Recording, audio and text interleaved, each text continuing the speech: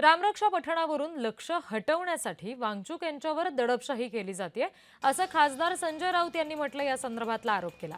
भाजप नेत्या चित्रा वाघ यांनी राऊतांना प्रत्युत्तर दिले। सोनम वांगचूक यांच्या प्राणाची तुम्हाला इतकी किंमत असते तर उपोषण सुरू झाल्यावर काही काळातच त्यांच्या मागण्यासंदर्भात सरकारनं काही भूमिका घेतली असते। ती भूमिका घेतली नाही।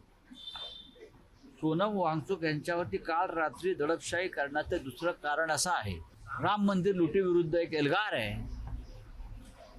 त्या कार्यक्रमावरचं लक्ष वळवावं म्हणून सुद्धा सोनम वांगचूक यांना काल रात्रीच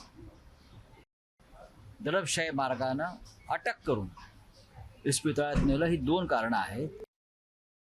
आता सोनम वांगचूक यांना अटक होता सर्वज्ञानी संजय राऊतांचं नेहमीचं रडगाणं चालू झालंय। काय तर आता काय म्हणे तर नागपुरामध्ये उबाठा शिल्लक गटाचं आंदोलन सुरू असल्यामुळेच अटक झाली। अहो काय ते अकलेचे तारे तोडायचे, स्वतःला रामरक्षेच्या 4 ओळी सुद्धा नीट म्हणता येत नाहीत, पण आंदोलनाच्या नावाखाली राजकारण मात्र जोरात सुरू आहे।